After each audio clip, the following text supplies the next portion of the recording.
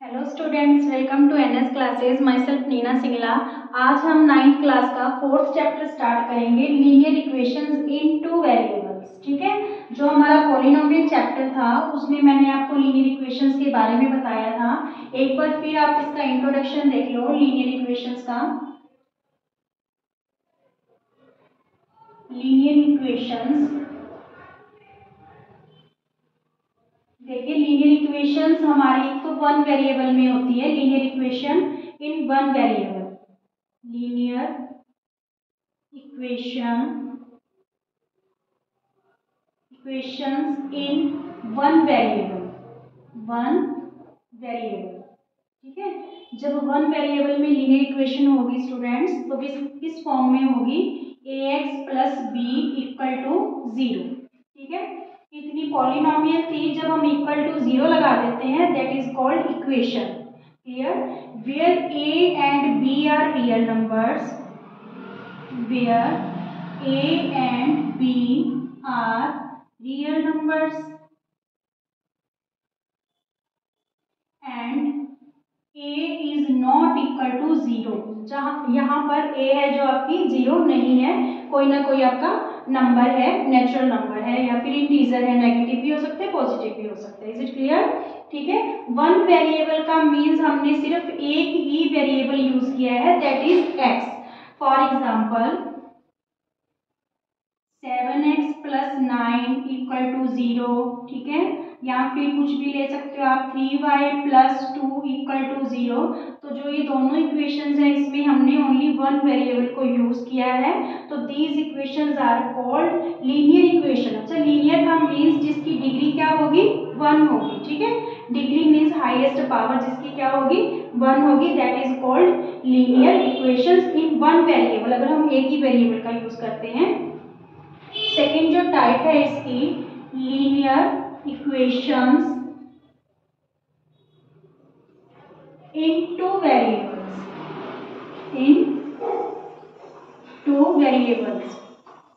ठीक है, two variables की क्या फॉर्म होगी? ax plus by plus c equal to 0। तो यहाँ पर हमने टू वेरिएबल्स यूज किए हैं, एक तो x और एक y। ठीक है, और जहां पर where a, b and c are real numbers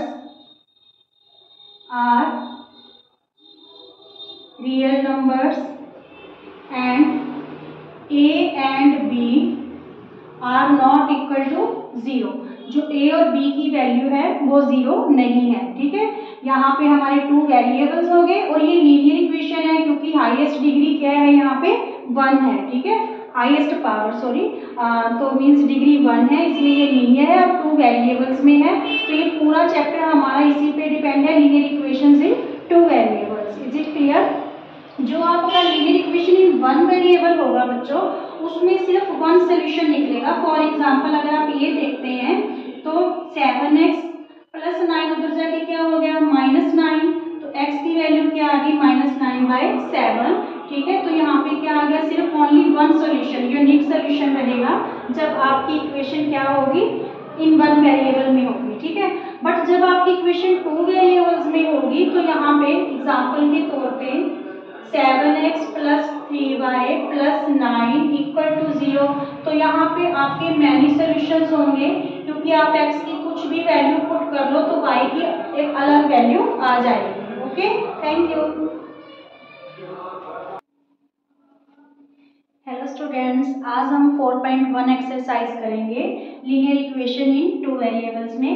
ठीक है, तो जो इसका फर्स्ट क्वेश्चन है that is the cost of a notebook is twice the cost of a pen. जो नोटबुक की कॉस्ट है वो पेन की कॉस्ट से ट्वाइस है। राइट द लीनियर इक्वेशन, आपको एक लीनियर इक्वेशन लिखनी है इन टू वेरिएबल्स में टू रिप्रेजेंट द स्टेटमेंट, इस स्टेटमेंट को रिप्रेजेंट करने के लिए। ठीक है, लीनियर इक्वेशन जिसकी डिग्री क्या होती है? 1। चलिए, तो let the cost of notebook, let the cost of notebook x rupees. ठीक है, और जो कॉस्ट ऑफ पेन है उसको क्या लेट कर लेंगे? y rupees. ठीक है, क्योंकि हमें 2 वेरिएबल्स यूज करने हैं, होंगे 2 वेरिएबल्स, ठीक है। अकॉर्डिंग टू क्वेश्चन क्या गिवन है, अकॉर्डिंग टू क्वेश्चन की जो कॉस्ट ऑफ नोटबुक है, कॉस्ट ऑफ नोटबुक ट्वाइस है किससे, कॉस्ट ऑफ पेन से, ठीक है। जो कॉस्ट ऑफ नोटबुक है इज ट्वाइस है कॉस्ट ऑफ पेन से। तो कॉस्ट ऑफ नोटबुक को हमने क्या लेट किया था, x, और पेन की कॉस्ट को हमने क्या लेट किया था, y, ठीक है। तो इक्वेशन क्या होगी हमारे पास, x इक्वल टू 2y, तो हम इसे लीनियर इक्वेशन की फॉर्म दे देंगे। ये प्लस जो 2y है लेफ्ट हैंड साइड आके क्या हो गया, माइनस 2y इक्वल टू 0। ये आंसर होगा। Clear, thank you students. 4.1 का सेकंड क्वेश्चन है, express the following linear equations in the form ax plus by plus c equal to 0, ठीक है। जो ये हमें लीनियर इक्वेशंस दे रखी हैं इसको हमें इस फॉर्म में लिखना है and indicate the values a b c in each case. इनमें जो भी abc की वैल्यू रहेगी वो हमें हर केस में शो करती है abc की वैल्यूज। तो सबसे पहले हमें जो दे रखी है लीनियर इक्वेशन उसको हम इस फॉर्म में लिखते हैं, क्योंकि हमारी कांस्टेंट टर्म भी इधर है इसलिए कांस्टेंट टर्म को इस साइड ले आएंगे। 2x प्लस 3y, ये प्लस का 9.35 5 के ऊपर बार शो कर रखी है, तो ये पॉजिटिव है, लेफ्ट हैंड साइड आके क्या हो जाएगी स्टूडेंट्स, नेगेटिव, इक्वल में क्या रहेगा 0, ठीक है। तो इस फॉर्म में होगी ax प्लस by प्लस या माइनस c, ठीक है, इक्वल टू 0। यहाँ पे a की वैल्यू क्या आएगी, जो x का कोफिशिएंट होगा दैट इज a, y का कोफिशिएंट यहाँ पे b होगा और कांस्टेंट टर्म क्या होगी, c होगी, ठीक है।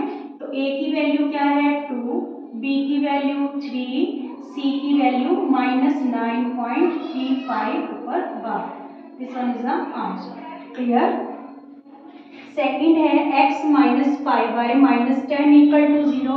तो ये इस फॉर्म में तो है, देखो ax plus by plus c की फॉर्म में है, बस हमें यहाँ पे a की वैल्यू क्या है, यहाँ पे x का कोफिशिएंट, तो यहाँ पे 1 आ जाएगा।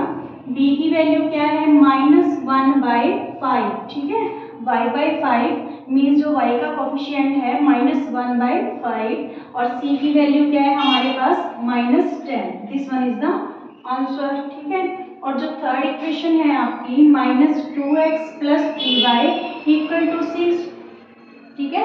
तो ये कांस्टेंट टर्म है, इसको लेफ्ट हैंड साइड ले आएंगे हम, माइनस 2x प्लस 3y, ये प्लस का 6 इधर आके क्या हो गया, माइनस 6 इक्वल टू 0, ठीक है। तो a की वैल्यू हमारे पास क्या है माइनस 2, b की वैल्यू 3 और c की वैल्यू क्या आ गई स्टूडेंट्स, माइनस 6।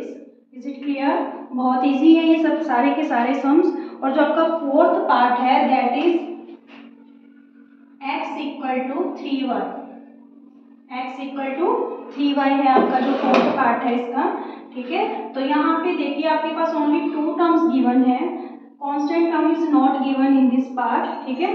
तो जो टर्म गिवन नहीं होगी तीनों में से भी अगर कोई भी टर्म मिसिंग होगी तो उसे हम 0 लेट कर देंगे। क्लियर। तो यहाँ पे देखिए x minus 3y, left hand side होके माइनस हो जाएगा और constant term is not given, तो हमने उसको क्या लेट कर लिया 0, इक्वल टू क्या रहेगा 0। तो यहाँ पे a की वैल्यू क्या आ गई 1, b की वैल्यू क्या आ गई माइनस 3 और c की वैल्यू क्या आ गई 0, ठीक है, because constant term is not given in this equation. Clear. आपका जो फिफ्थ पार्ट है that is 2x equal to minus 5y, 2x equal to minus 5y, ठीक है। इस इक्वेशन में भी आपको कांस्टेंट टर्म गिवन नहीं है, तो कांस्टेंट टर्म को पहले तो ये माइनस 5 है 5y, लेफ्ट हैंड साइड आके क्या हो जाएगा प्लस का 5y, कांस्टेंट टर्म गिवन नहीं है तो उसे हम क्या लेट कर लेंगे 0, ठीक है। और इक्वल में राइट हैंड साइड क्या रहेगा आपका 0। तो a की वैल्यू क्या होगी स्टूडेंट्स 2, b की वैल्यू 5 और c की वैल्यू 0। क्लियर। ठीक है। आगे आपका सिक्स्थ पार्ट है 3x plus 2 equal to 0, 3x plus 2 equal to 0, ठीक है। अब यहाँ पे देखिए विच टर्म इज मिसिंग, तो जो y वेरिएबल वाली टर्म है that is missing in this equation, तो तो हम क्या करेंगे 3x प्लस 0y, ठीक है, जो टर्म मिसिंग है उसे हम 0 लेट कर लेंगे, प्लस 2 इक्वल टू 0। क्लियर, ठीक है। तो यहाँ पे a की वैल्यू क्या आ गई 3, b की वैल्यू क्या आ गई, b की वैल्यू 0 और c की वैल्यू क्या आ गई 2, ठीक है। जिसके साथ कोई भी वेरिएबल नहीं है दैट इज कांस्टेंट टर्म, इसको सीधा ही मत लिख देना कि ये तो a की वैल्यू होगी ये b की वैल्यू। तो आपको ध्यान में रखना है कि x वेरिएबल के साथ, यानी x वेरिएबल का जो कोफिशिएंट है that is a, y variable का कोफिशिएंट है that is b and constant term is c। Clear. एक पार्ट और है इसका, 2 पार्ट्स और हैं।